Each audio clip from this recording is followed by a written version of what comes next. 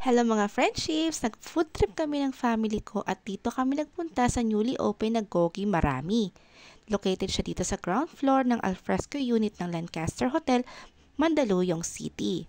Pagpasok namin ng resto, saglit lang kami nag-aantay para mabigyan ng seat at ito yung kanilang restaurant. Malinis and very spacious, kasyang 500 packs.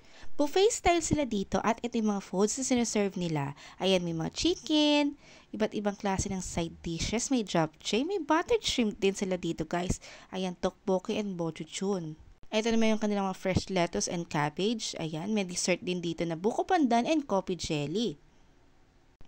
Dito naman tayo sa meat selection nila na yan, may pagpipilian kayo from pork and beef na maganda ang quality ng meats nila dito. And ito yung sa kanilang hotpot na only ramyun and ito yung mga soup bases nila. And only rice din dito and only drinks. At dahil buffet style sila dito, guys, kunin lang natin yung kaya nating i-consume ha dahil meron silang leftover policy na charge na 200. And para sa rates pala nila, sa weekdays ay 599 for lunch, 649 for dinner, at pag weekdays and holidays ay 649 both lunch and dinner na yon.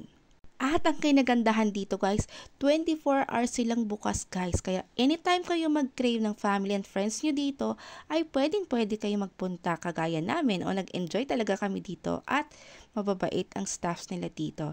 So, ano bang ginagawa nyo guys? Punta na kayo dito sa Gogi Marami.